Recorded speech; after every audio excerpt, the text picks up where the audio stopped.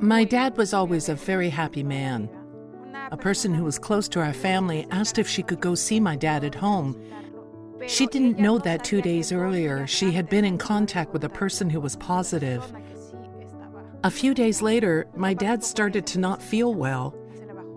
His oxygen level dropped significantly, and then his whole body trembled. I called 911. And it was so sad because when they were taking him away, they made me leave his bedroom. Later on, they called me and told me my dad had COVID-19. It was very difficult for me.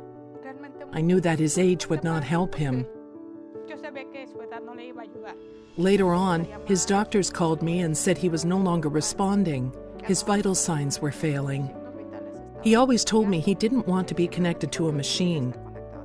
I asked the doctors to let me go see him. When I arrived at the hospital, he was conscious. My dad looked at me, smiled at me, spoke with me.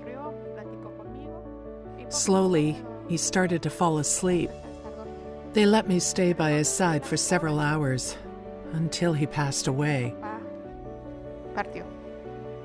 As the pandemic wore on, we started to really see more and more deaths happening. Because we had so many admissions every day, I was spending all of my time on the phone with families. And so as we started losing people, it was hard to take care of their emotional needs. We couldn't do it. We were just overwhelmed. I reached out to our friends at the Hospice Giving Foundation, and they decided to help fund grief support for monolingual Spanish speakers, so we feel very grateful. Our own SVMH Foundation thought the need was great and matched the Hospice Giving Foundation's grant, so we can fund this project for a full year. I received a call from the hospital. They told me they were offering a grief counseling program for people who had lost loved ones to COVID. They said it was in Spanish and free. I think it was important for Esperanza to have a safe and confidential space where she could be heard.